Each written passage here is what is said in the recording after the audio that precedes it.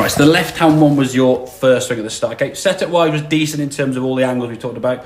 Just that left-hand grip getting a little bit in the weaker part there, that left hand. So just be mindful of that. It might creep round a little bit, okay? In terms of the backswing, good hip rotation. We've talked about in the past about turning your wrist there. Top of the backswing, really, really good shoulder turn, good spine angle. This is great. As we start coming back to the golf ball, we start shifting nicely. But as we start releasing the golf club, now the body kind of stops, doesn't keep shifting towards target as in this direction, okay? Sort of hangs back, and then you can see the impact now. There is impact. The hands now are leaning back behind the golf ball. So you're adding loft to what is a 7-iron, making that now 9, maybe even pitching wedge loft. So it's going to come out too high and land too short.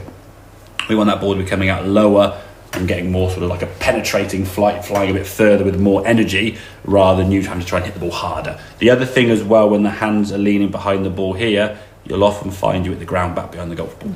Okay, so this is your leaning a bit more on the right hand side, okay, or left as we look right hand side. We want to be more 50-50 to start, but this is the practice drill you're going to be doing now. Again, grip nicely in the fingers there, but moving into it, golf balls there. Look at the difference in that impact position there, yeah? And this felt quite exaggerated, if truth be told, but this is more the practice drill that you're going to do to try and get more into that impact as opposed to that. I mean, that just looks for me more powerful, more kind of hitting onto your left side. This one back here, a bit more scoopy, as you can see. So getting that sensation there, moving and hitting the ground.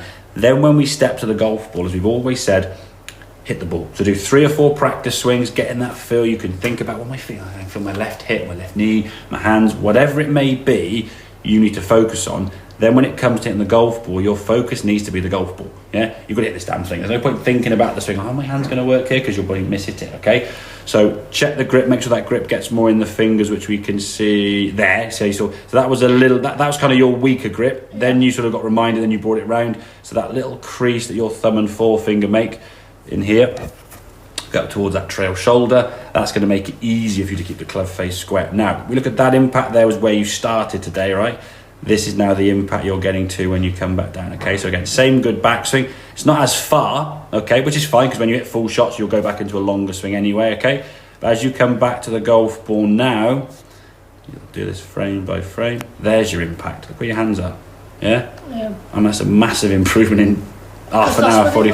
That's where you were before, yeah. So you moved them basically almost on the edge of your right thigh to fully across to your left thigh. So you moved across a good almost foot, yeah, to that left side. And then from there now we're swinging. And these weren't full swings, as you can see, yeah. You finish on your left side nicely, but the arms aren't sort of swinging around your head as far as they used to, and you were still going as far. And then the one you hit where you really got it was a full swing, 1.8 degree angle of attack down, 112 yards. You jumped up massively. It was almost like a bit of a, you could see how different it was. I mean, it's the red dot at the top of the screen there. You can see it sort of stands out by itself over that white line.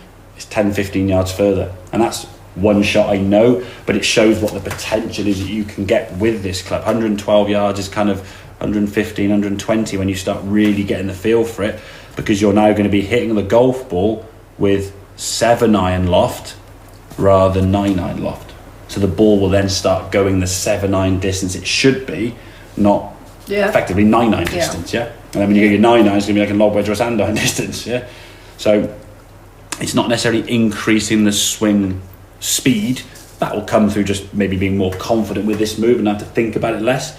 It's more now just improving the efficiency, getting that angle correct. We're talking about that javelin, yeah? You get the right angle, the ball's going to go further. So it's practicing this at home. When you're on the range, I say if you go to somewhere like Park or Big and you won't have the data with the launch angle, so the angle of attack, but you will be able to get launch angle because that's the ball information. So you're looking in the low 20s. 22, 23, 21 would be probably preferred, but anywhere in that low 20s. Before you were like 25, 26, yeah? Just sending it way too high. And the ball then just interacts with that club and goes, okay, you've hit me with a 9-iron, I'll be a 9-iron shot. So if you're trying to hit the ball 7-iron distance and it goes like a 9-iron, you're going to come up short, aren't you? So, makes sense? It really does. Thank you very much. Happy with that then, yes? There's some things to work on. Like I say, when you're down the range, if you're hitting shots and you feel like you're getting the angle and the ball's not quite going right, the angle of attack is correct, but you're doing something, just drop me a text. Even if you wanted to, with the data on some of these screens, take a photograph of the data and just drop the text to here you go, guys. Am I doing wrong? Am I doing it right or not? I can literally within 2 or 3 seconds look at the numbers you're producing and go, oh yeah, by the way, This is happening, check your grip. This is happening, check your hand position. This is happening, check this, yeah? Because each individual data we get is represented based on a certain thing you're doing in the swing, whether it be your grip, your hands, whatever it may be. Okay? Okay. Brilliant. No, well done, Sean. Excellent. That was very, very good.